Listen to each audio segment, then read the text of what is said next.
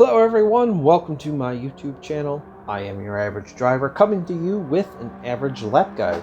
This week it's Sardegna C in reverse, which runs clockwise.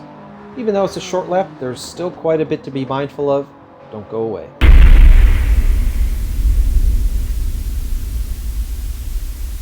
Alright, turn 1, we're looking for the 200 board and braking just after it once the ambulances hit the edge of your screen.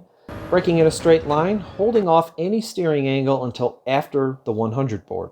This is a prime spot for lunges and dive bombs, but that also opens the door for the outside-inside switch up on your opponents. The surface starts downhill after the apex, and that outside barrier comes at you in a hurry. Trail brake slightly, but let the car roll through the apex for what seems like an hour, and apply the throttle smoothly on exit. The first part of the S's is full throttle. Careful cutting the curbs too much as the grass seems quite slippery here. The last right-hander will require you to lift. There's a couple of options for your lift point. We all like our orange barriers in GT7, so just past this one is what I've been using. Alternatively, as this first Bullet Express sign hits the edge of your screen, lift briefly, but I'm back to full throttle by the time I clip the apex. After the apex, I'll stop it right here. First, maintain some steering angle.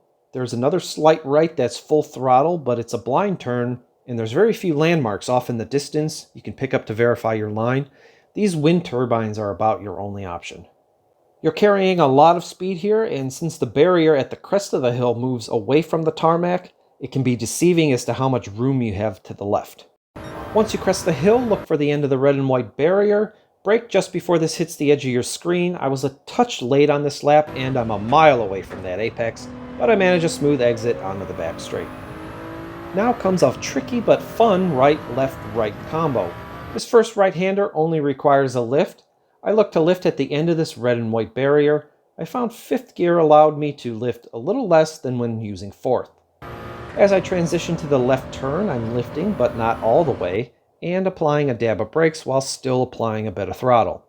This really stabilizes the car in the first part of the turn.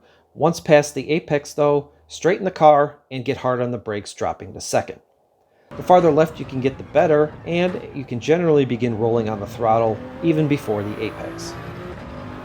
On the exit, you are again blind, this time to a slight bend in the front straight.